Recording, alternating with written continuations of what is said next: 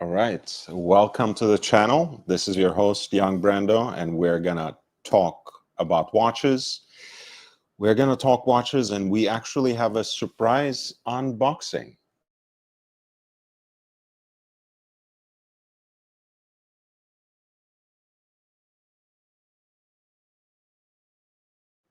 Yes, you heard that right. I bought a new watch. I actually bought two, one for myself, one for a dear friend with whom we have something in common, with whom we share a certain passion, one might say, or a hobby.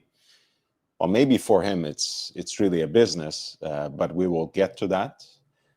You guys know we start these things with light banter slash some hints, and feel free in the chat to just, I don't know, let your imagination run wild. Take some guesses. I'm just posting this very quickly and try to see what I actually got. And of course, feel free. Again, I keep saying this. I haven't been able to convince many of you. When I post the link there, I actually mean it. So if you want to join the panel, if you want to be here, please jump. And it's so much more fun that way. And it's kind of a surprise unboxing. I don't know how much time I will have over the next few days. I certainly don't have much time on Thursday.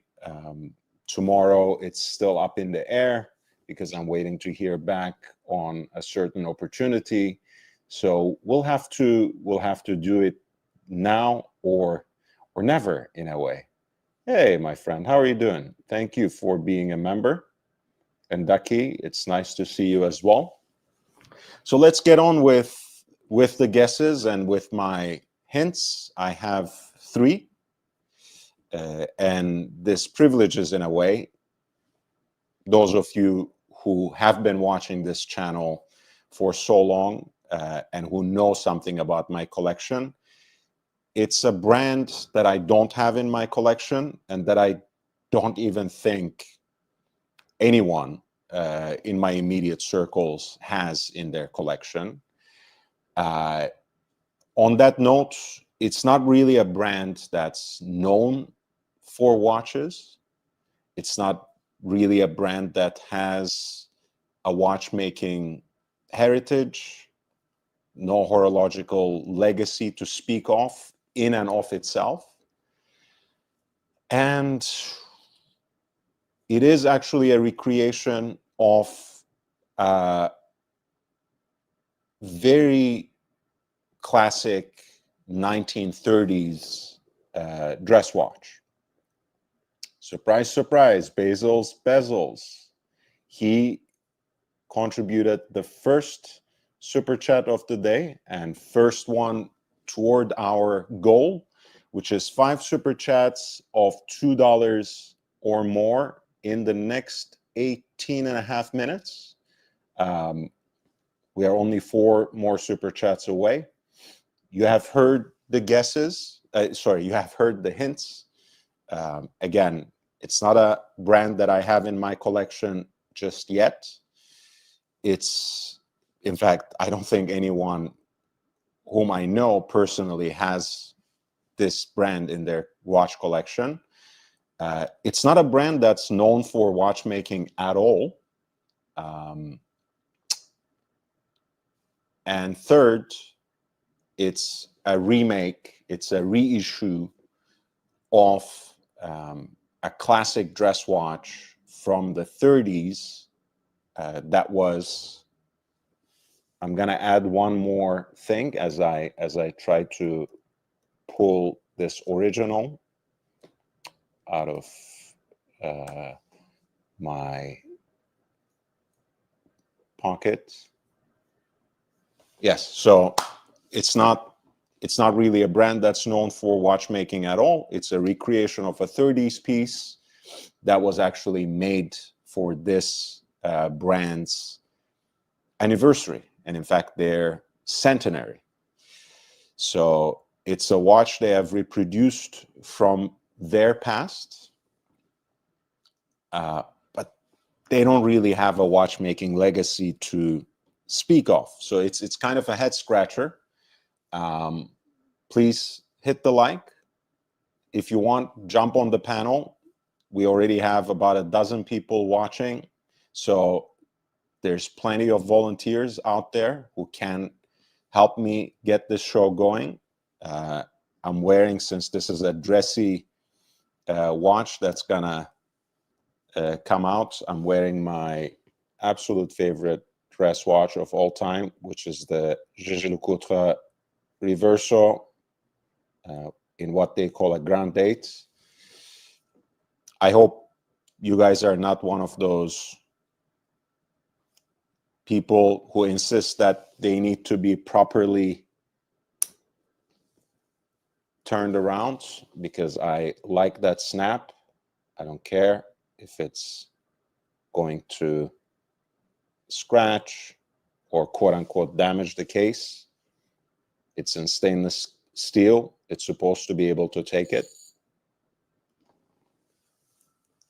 I really like this exhibition case back. You know, the fact that they can show a form-fitting movement that also has an architecture that is as Art Deco as the design itself, I think is really, really important to me.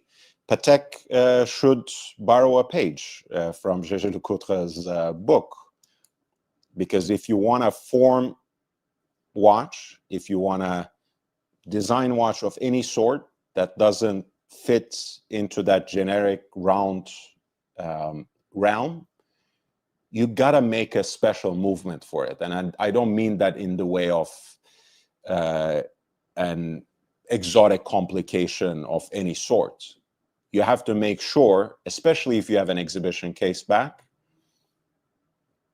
to have a movement that fits the case, right? You can't try to put, in this case, in Patek Kubitus's case, you can't try to put a round ball through a square hole, so to speak.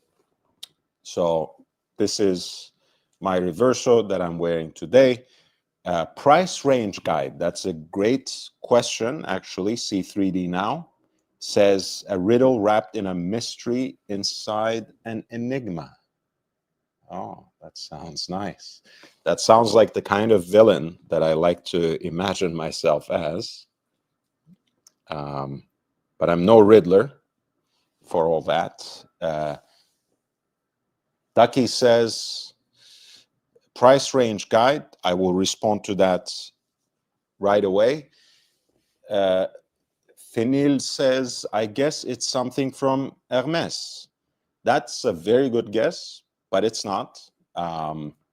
Maybe you were fooled by the fact that this might contain in and of itself a hint, but no, that's just a nice Hermes strap for my JLC Reverso. But that means you're very perceptive. You're looking. You're looking for clues. That's fantastic, and it is a great guess. Yeah, because you guys know that I won't go for just any kind of fashion watch, right? If this is to be classified as a fashion watch.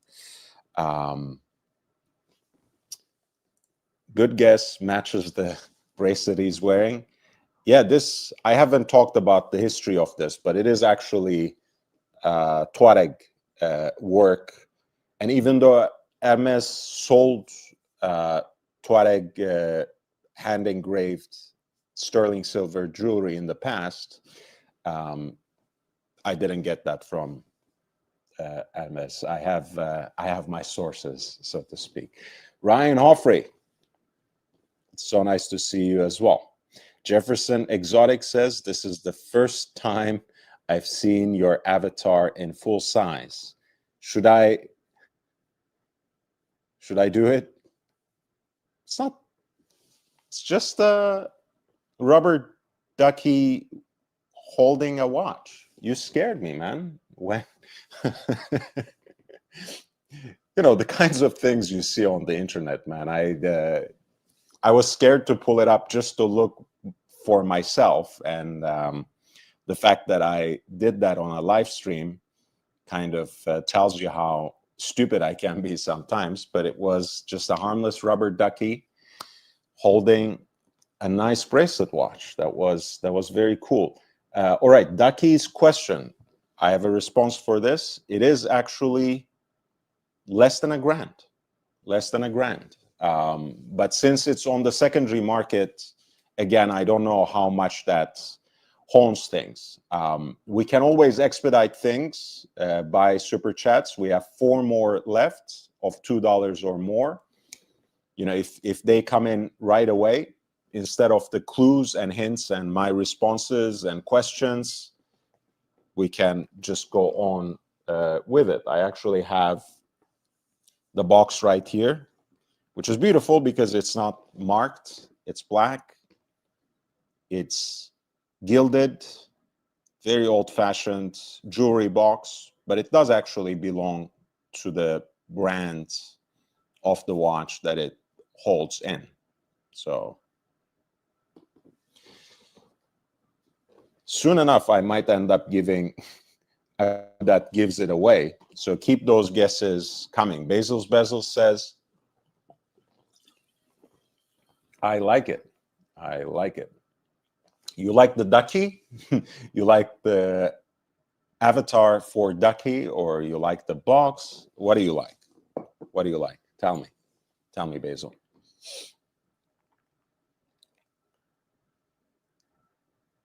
Ooh.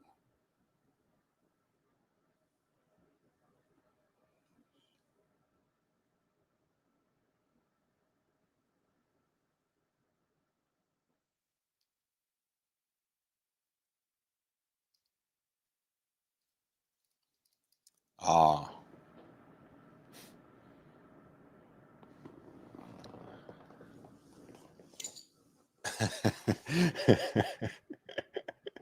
Basil, man, you're too nice. You don't have to, you don't have to coddle me. You don't have to care for my feelings so much. The box is okay. You know what boxes are to watch collectors. A lot of times it's part of the experience, especially when it's that first unwrapping and unboxing. And in this case, I actually found the matching watches from 2 different sellers. So the better one, the nicer one, the one that has the full package, goes to my friend. That is going to be a gift to him. And I won't reveal that because he, God knows he might be watching it. So I don't want to ruin the surprise for him. Even if he sees the watch, he won't know necessarily that it's for him. And I took the one that was a little more scratched up and that just came naked, so to speak. Don't get any ideas. That just means that it is just a watch and nothing else. Not even actually an original, not so much as an original buckle when you think about it. It was just the watch case put on a generic embossed strap, which was really low quality. It brings to mind what my old friend Meech constantly says when he hears about leather straps. It was a cheap and nasty leather strap, which I had to replace immediately. Ryan Hoffrey, the malevolence of that ducky, effing scary, unholy. I don't know. I really don't know what you're talking about. I don't know. I mean, the idea of having toys for a bath, I've never quite understood. I never had them in my childhood, so I don't know. But that super chat puts us actually so much closer to our goal, because we're only 3 super chats of $2 and more with 7.5 minutes remaining. So just 3 more of $2 super chats will get us directly to unboxing. And maybe after that, we will chase after some of its historical roots. Basil's Bezel says, exotic, just remarking on Jefferson Exotic's name, meaning that he likes the avatar and perhaps the box as well. Guys, I need, you know, Basil knew already that I need a pat on my back. I need some affirmation. I need it. I need the kudos from my peers, which I might not even get with this watch. Is it a Ralph Lauren? Absolutely not. You guys know I love that brand. But I had actually a horrible experience very recently with them that I want to talk about at some point, but I'm not gonna use this particular live stream for it because I think it is something that needs to be broadcast properly. Yeah, immensely disappointed with them. You guys know how much I love Ralph Lauren, the man, and his brand. I actually like their watches, and you know, on the secondary market, you can find some decent deals on them. It's not all that bad. And of course, I think he ended up buying it back, but Ralph Lauren's own branded watches started as a joint venture with Richemont. And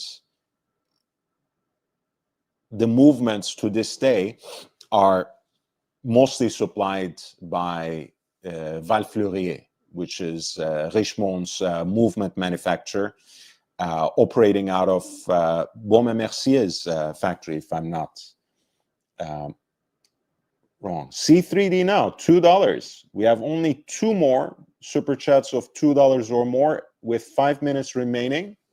Ryan Hoffrey says, love Ralph Lifshitz. That's correct. That is correct. And it reminds me of OJM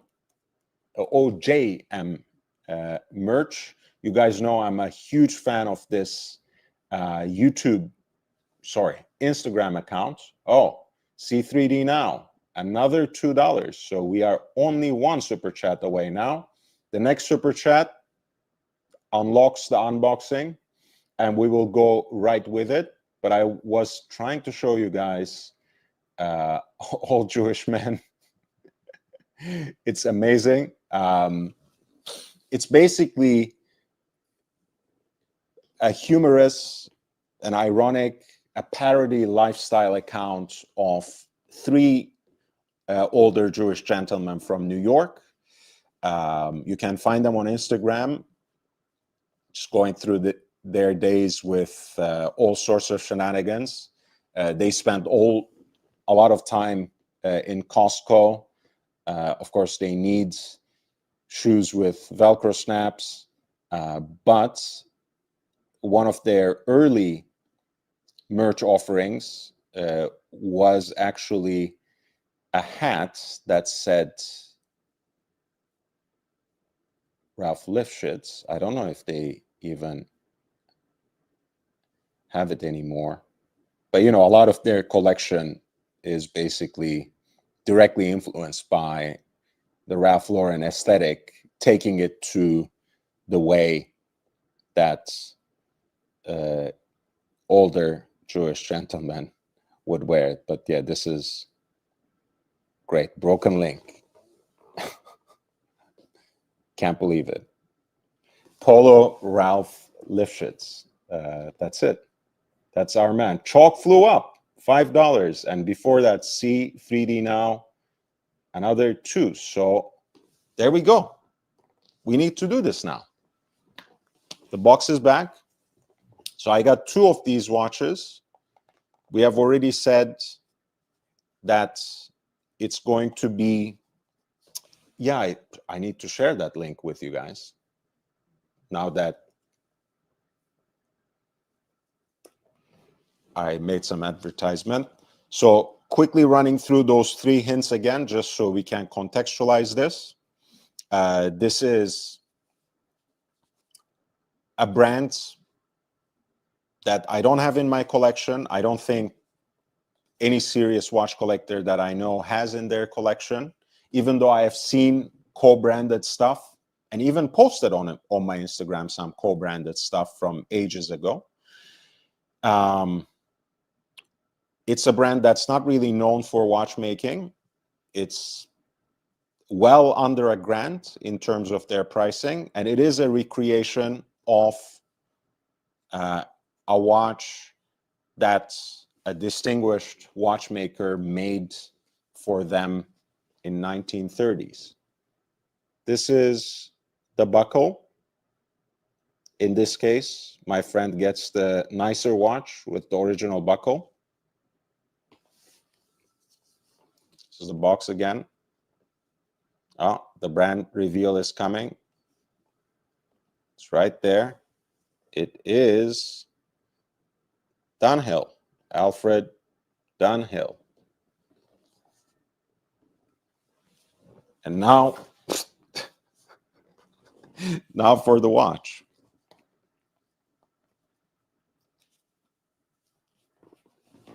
Oh.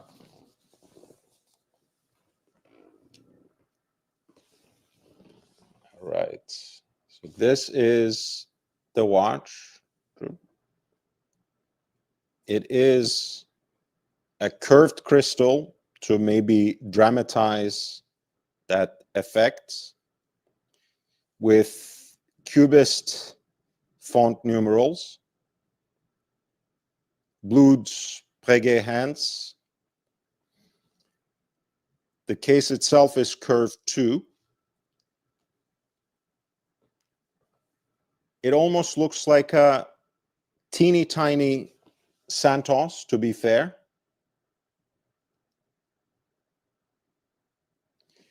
But it's a beautiful, beautiful watch. I'm just opening his example myself for the first time. I'm just trying to see what kind of strap is on it. It is actually the original strap in black. And I'm guessing, trying to see, because it says made in France, but not much of anything else.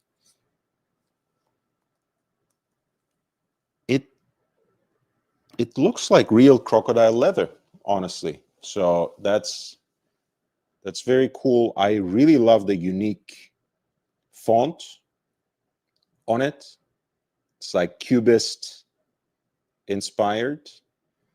There's too much, too much mirroring, too much reflection to actually make sense of it. So I will pull up maybe one of the eBay listings to give you a better idea.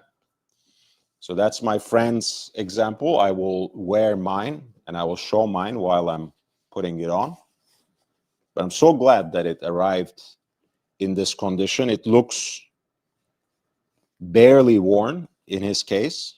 Mine is all scratched up. But you guys know I like those things. I like them having seen a use. I like them broken in. A friend was telling me about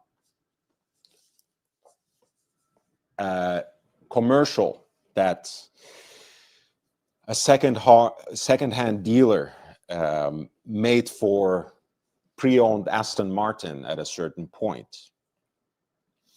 And it paired a beautiful woman with the car.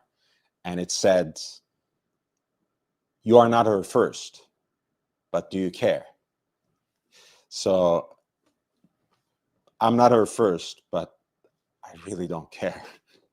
I love these pieces. So I paired up with an ostrich strap in golden brown with contrast stitching that I had already. So it's somewhat guilt-free. You guys know I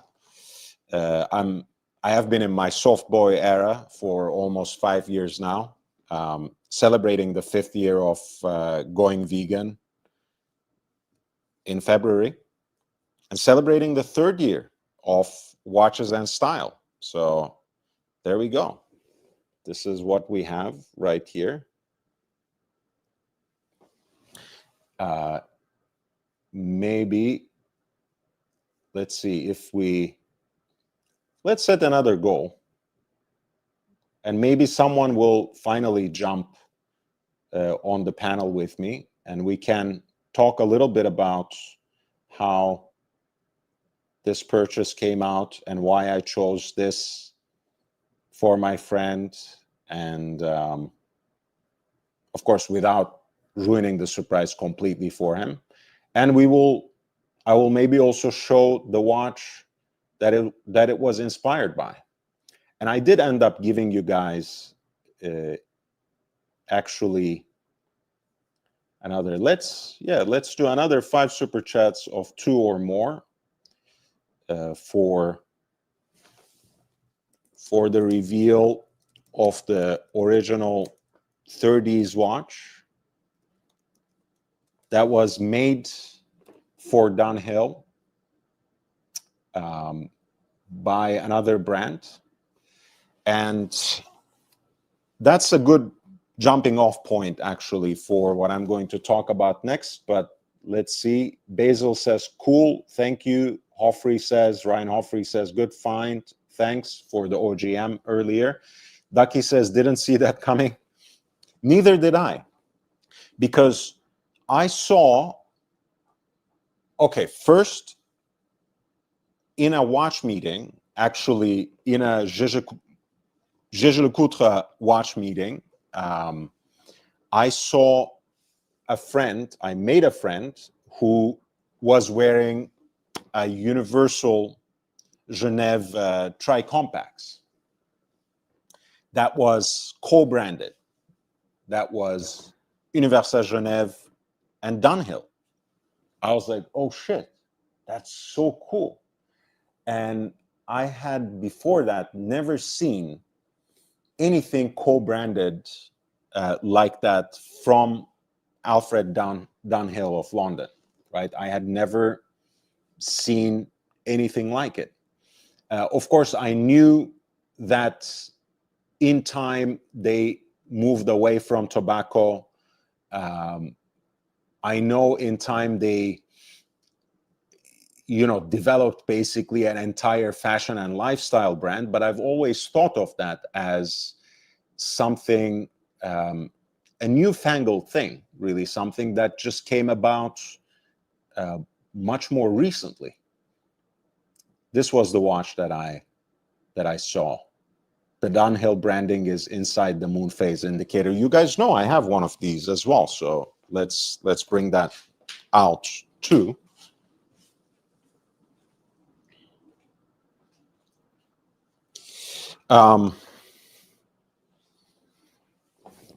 Yeah, so when I saw this, I thought it was, wow, it was extremely cool, and I need to find something about this because I like the brand Dunhill. I still have a lighter from them, which I got from my late father, or rather through him, but from my mom, really, that I don't even use, that I just preserve as a keepsake. And I thought, because I like smoking cigars as well, and Dunhill has a lot of heritage in that I need to find a timepiece to have that tie-in. So I was hooked at that point, and I was, here's my tri-compacts, which is a stainless steel jumbo 37 from the mid-40s. I really adore this watch. I mean, the moon phase indicator is at once the most useless, but also the most romantic complication that you have in horology. And the fact that it is placed here at 12 o'clock, that it occupies the pride of place, I love it. I love it. So, all right. And as you guys know, it's Dunhill is a Richemont brand right now. So that was my way of kind of giving tribute to them when I started by wearing the Jaeger-LeCoultre, which is also within their holdings. Bezos, thank you. So we are now 4 super chats away. Jefferson Exotic says rectangulus, and Bezos said about my new watch, oh wow, that's nice. And I know he's a fan of the Santos, so mini version of it in a way must please him. Jefferson Exotic says rectangulicus, maybe in reference to cubitus. Fenil Parek says, lovely, congrats, the Breguet hands are so cool. Yeah, they're actually one of my favorite aspects of the watch. And as it happens, the original 30s watch after which this was modeled did not actually have Breguet hands. They had a different kind of hands.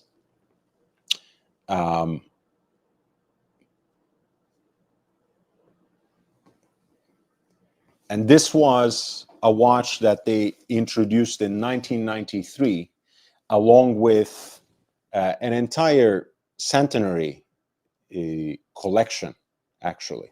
So it wasn't just this watch, but I believe 5 or 6 watches that they introduced at the same time. So this was just one of them, and there are some other interesting pieces. There are some other interesting pieces that they introduced in addition to this watch. So I don't think it's maybe some other people can find something in it if you search for them. There are some interesting pieces, mostly leaning towards the dressier, sleeker, more elegant side. This is, by the way, a hand-wound caliber. So it's, let's see, mostly silent. I'm not sure if you can hear anything. It also has no second sand, which is something that I actually don't mind. And I really love the curvature of the case. It sits really nicely on the wrist. And of course, the curved Bombé crystal. Ryan Offrey says, I have some Dunhill jackets made by some extraordinary Italian houses. Yeah, that's the thing about most lifestyle brands, right? They outsource this kind of production for better or worse. I mean, the same thing goes, by the way, for a brand like Ralph Lauren, right? That a lot of their stuff is made in Italy, in different factories. Most of this stuff today, even from the higher lines, is made in Portugal and Slovakia. And then, as you move down on the price point, and that price point remains actually extremely high these days for even polo,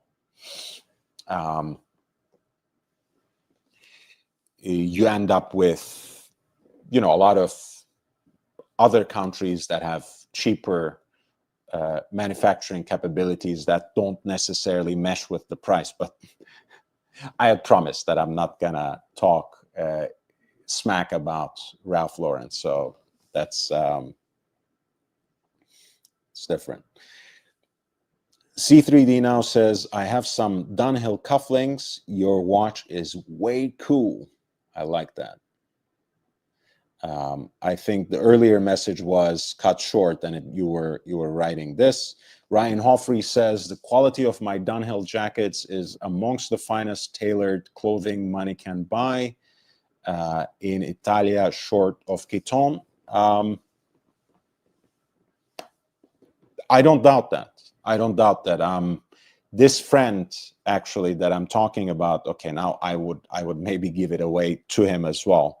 So I shouldn't say that. But yes, I've known in the past people who have worked for Dunhill.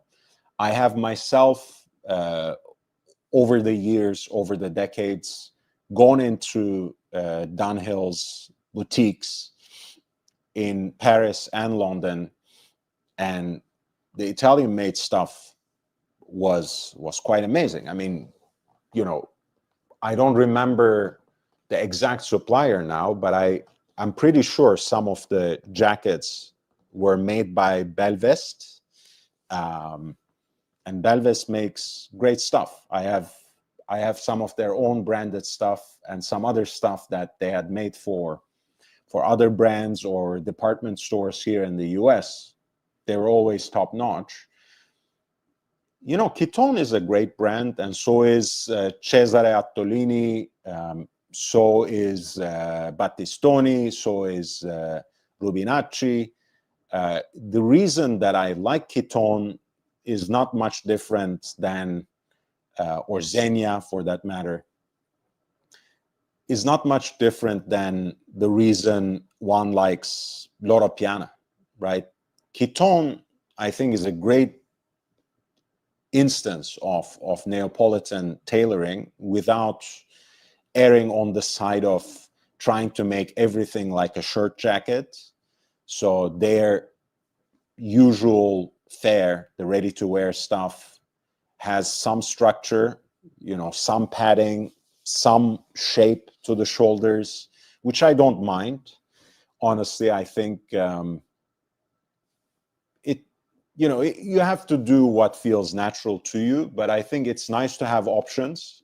You know, I like the classic American way of soft shoulders, but I have a couple of jackets like that I've been wearing for so long. So I want something different when I go out of my way to buy a new jacket if I ever need it.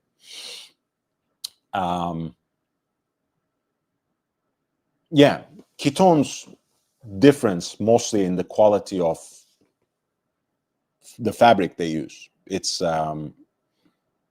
really on a different level. I mean, I don't want to exaggerate it all that much, right? You can obviously source similar quality fabrics, and any good tailor can probably replicate their work, even though they have some exclusive patterns and weaves and whatever else. At the end of the day, that's what it boils down to, right? A lot of that ready-to-wear stuff at retail, much like a lot of watches, is disproportionately overpriced, especially today. In a bygone era, things may have been different, but today, if you are not in a hurry, if you have that much money to buy a jacket from Kiton or Cesare Attolini off the rack, you know, you might as well just work with a tailor who can deliver what you seek. You know, it doesn't have to be one of the big Italian houses. It doesn't have to be a Savile Row tailor either. But yeah, I digress. Let's go back. Basil says, I should have known it wasn't RL, Ralph Lauren. I was thinking a reissue of a design, not necessarily one made for the company itself back in the 30s. Great point. Ralph Lauren's brand was not around in 1930s. I think Ralph Lauren himself was not born in 1930s. I think he's a little younger than that. But yes, you could have assumed maybe that it was something that they redesigned or reinterpreted from the 30s, which would have been a great guess. But I did say that it was something made for them by another brand in 1930s, so we had to assume that they existed and that they celebrated, in this case, their centenary in 1993. Okay, so we have about 16 more minutes, 4 more super chats of $2 or more, which will allow me to talk about the original watch a little bit. If you want to enable that, by all means.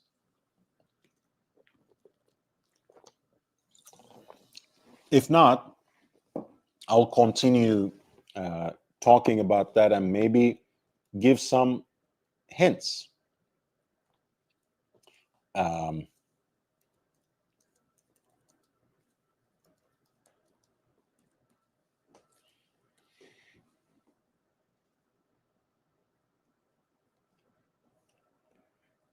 Dunhill merged with Rothmans International in 1993, which incidentally was their centennial anniversary, and they became, therefore, the accessories, the lifestyle section became part of the Vendôme luxury group, which of course today includes a lot of these illustrious watchmaking houses that we know, whether we are talking about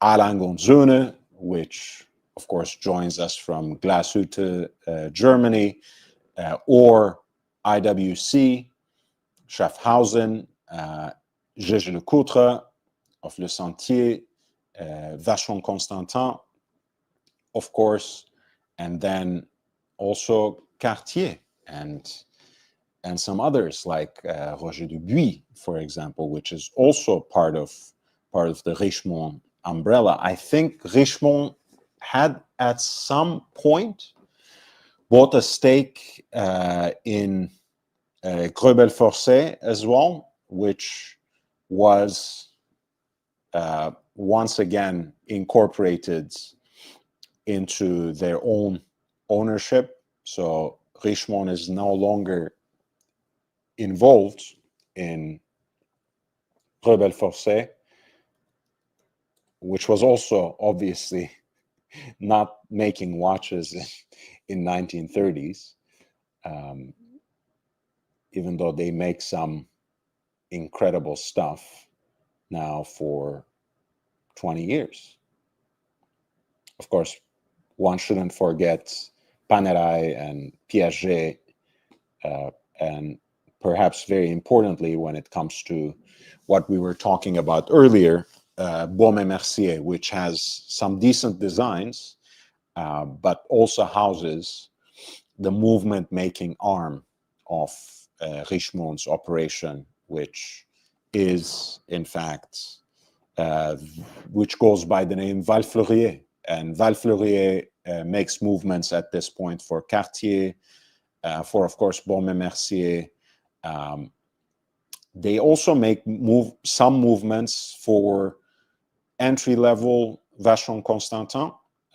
Anything you find in Vacheron Constantin that does not carry the hallmark of Geneva is a movement from Val Fleurier, but that's a very small selection, and I don't really know why they actually keep it, honestly, because one of the distinctive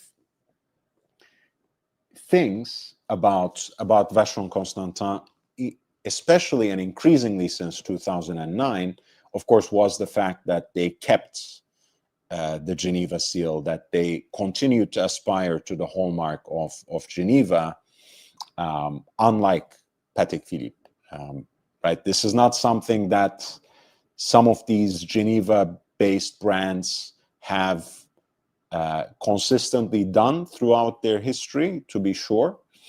But, you know, for a good while now, and especially since Patek dropped out of that convention, so to speak, the Geneva Convention, and went their own way with their own Patek Philippe seal.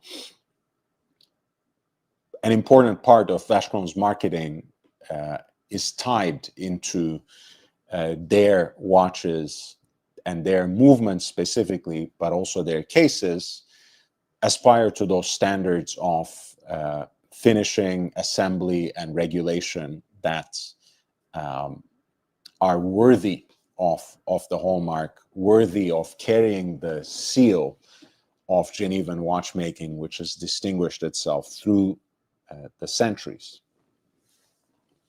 All right, we have another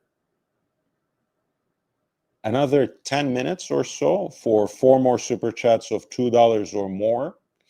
So, and about 15 minutes left in this live stream where I might actually share still that extra clue, the original watch which inspired this. But I did promise you in the meantime that because of the curved crystal and the lighting here, we couldn't really capture how this watch looks in terms of its dial. So let's look at some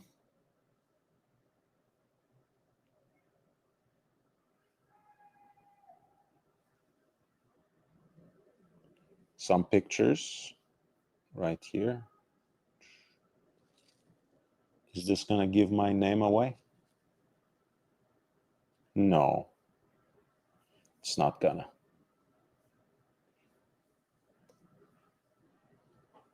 Okay.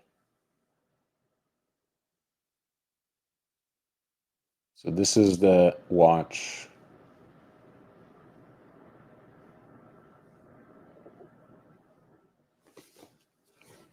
And he caught it at a nice angle where you can see the blued hands as well, and the distinctive font of the numerals, which I haven't seen in many other watches, blued Breguet hands. And of course, their more modern logo.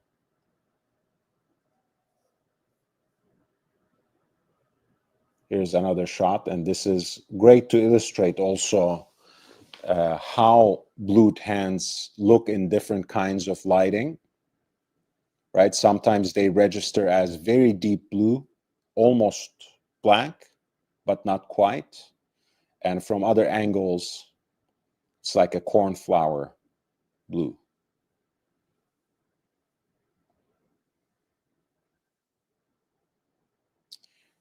Yeah, they're inspired by the art movement, Cubism. So not you're not far off. Let's put it this way. I mean, it's Cubism, I guess, is more French than it's German, since it's associated with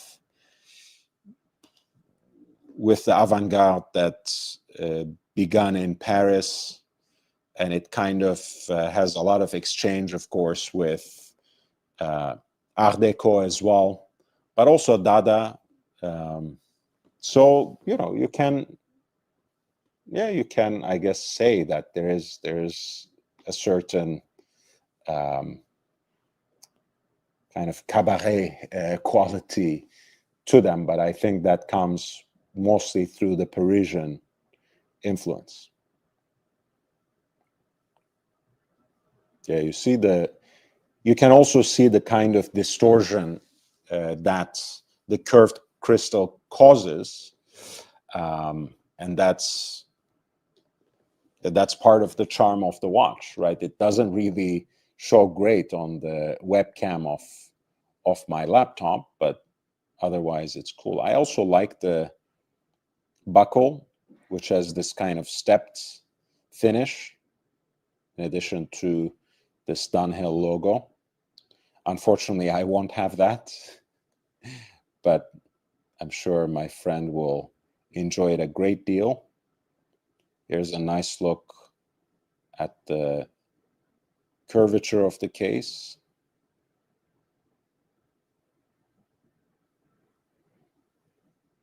Which sits really nicely on the wrist.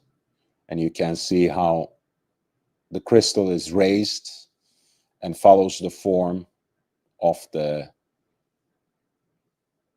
case. By the way, I mean, this is how much I paid for each one of them. So, you know, I think I got a good Hanukkah gift for myself and Christmas gift for my friend. I think I did well. It's the case back.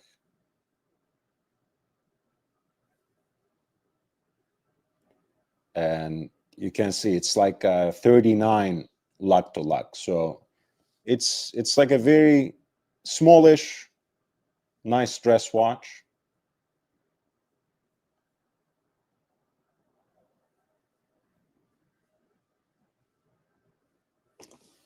All right. So we have what, 5 more minutes?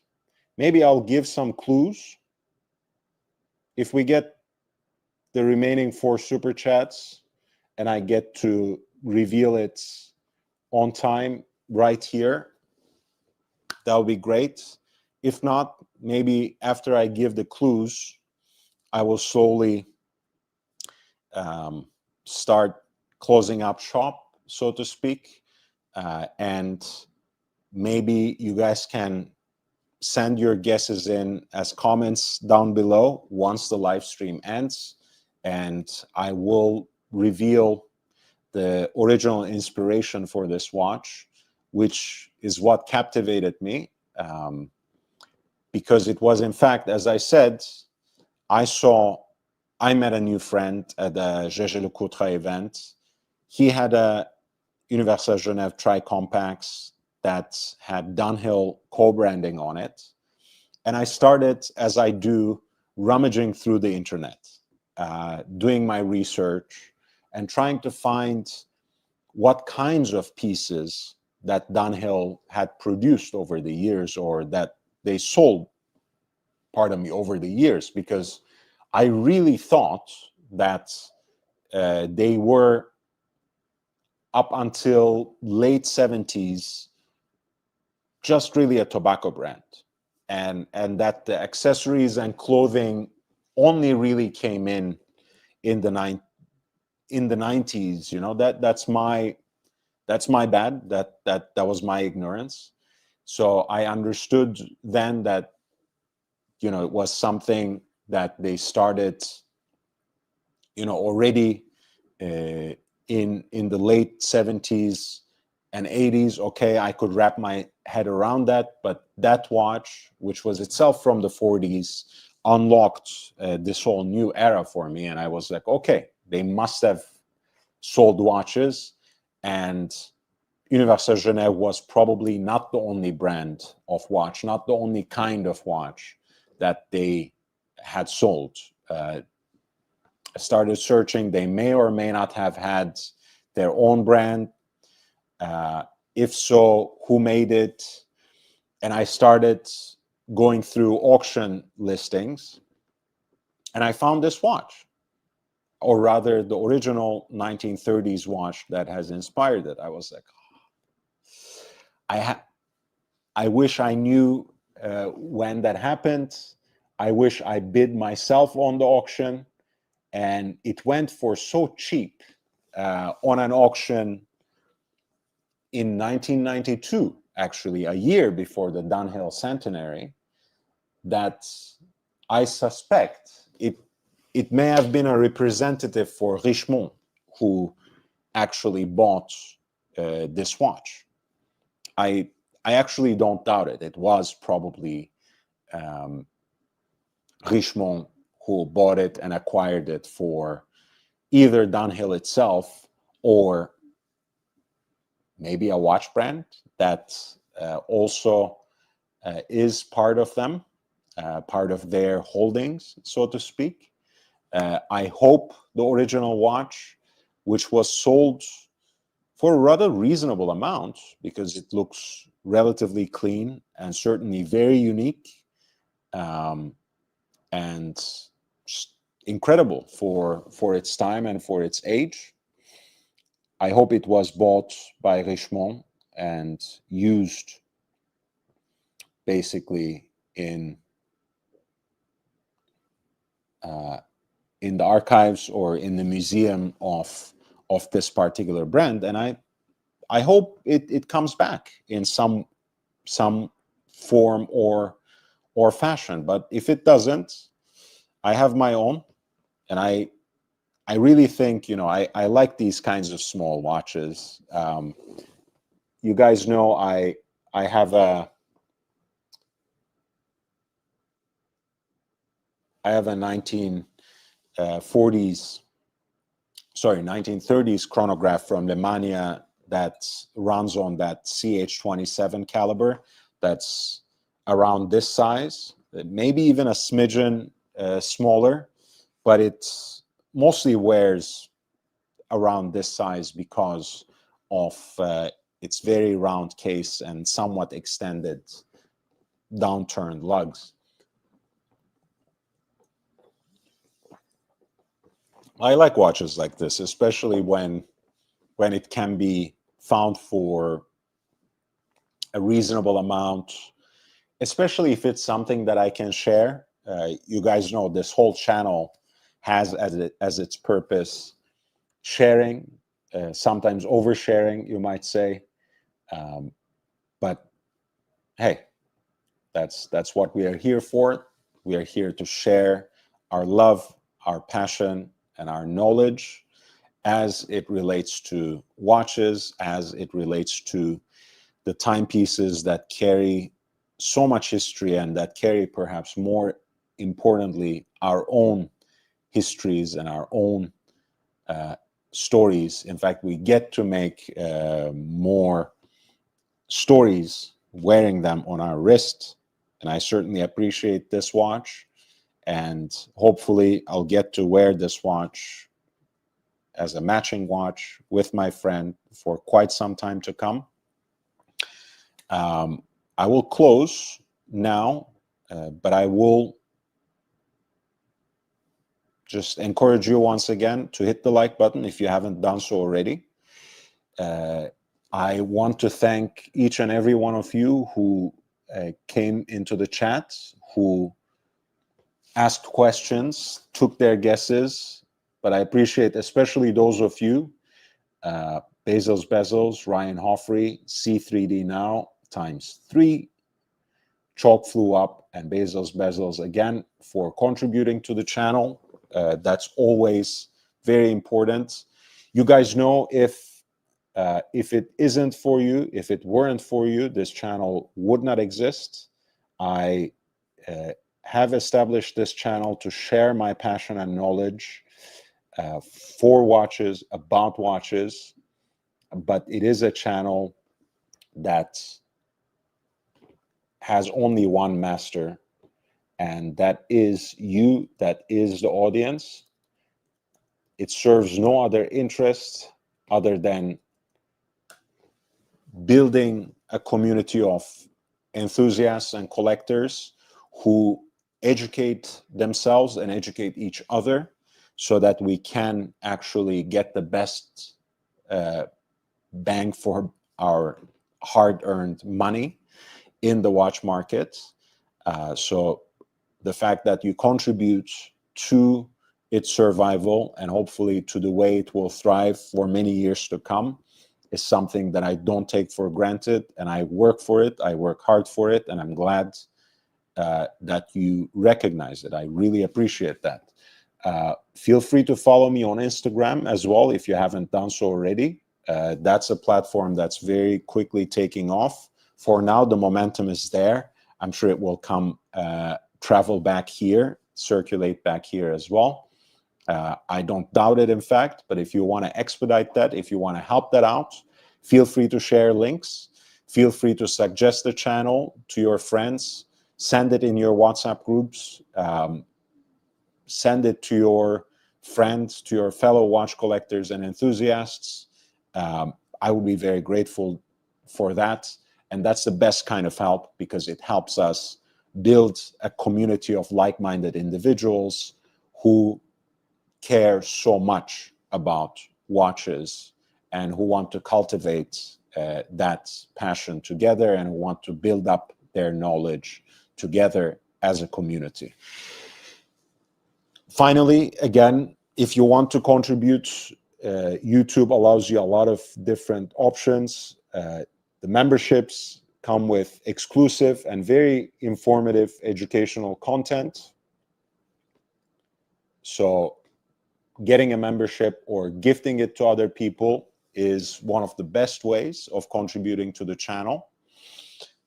And finally, if you want to contribute in some other ways, there are links in the description. Feel free to use any of them. And I've actually shared the PayPal link in the chat as well. Guys, thank you so much for being here. Thank you for helping me unbox this new watch for myself and unwrap also a gift that I'm going to give to my dear friend in the following days. Feel free to leave a comment below once the live stream ends. Maybe share your guesses about the origin of this watch. Who made it for Dunhill in the 1930s? What is it about? Can we learn more about the original watch? Let's discover it together. I will talk about it in the next live stream. That being said, we will see each other next time. Until then, stay safe, stay healthy, wear and enjoy your watches. Goodbye, friends. I'll see you next time.